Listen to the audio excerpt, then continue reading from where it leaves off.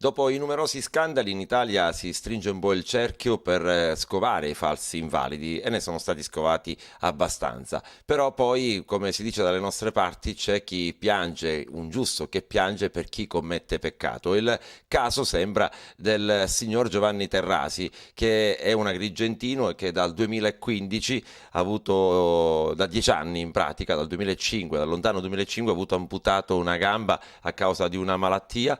E diabete e le è stata riconosciuta praticamente l'invalidità civile al 100%, però da qualche mese questa invalidità è diminuita del 20%, cioè con solo l'80% e quindi niente più invalidità totale e questo comporta dei seri problemi. L'invalidità io ce l'ho dal 2005 perché me l'hanno tagliata per ragione del diabete e che mi hanno dato regolarmente le pensioni giuste. Ora da 3 mesi che non si sa con quale criterio questa commissione o che questo medico che mi toglie l'accompagnamento con un quarto di gamba.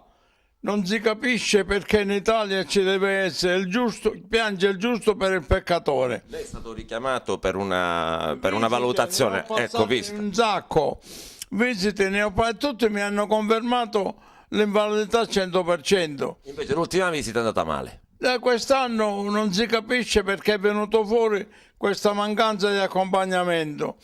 Chiaramente io ho messo i miei legali, oltre alle varie società, diciamo, che aiutano il popolo, tipo l'Invalidi Civili, i disabili, tipo la Camera di il Confcommercio che ha l'associazione 50 più 50 che ha già fatto il mio reclamo, che regolarmente arriveranno senz'altro. Ho messo 2 legali, faremo causa, mi daranno senz'altro gli interessi e quelli che ho speso io per vivere questi mesi. Senta, lei abita in una palazzina al primo piano, quindi ha necessità per spostarsi, oltre che per vestirsi, Certo. di una mano.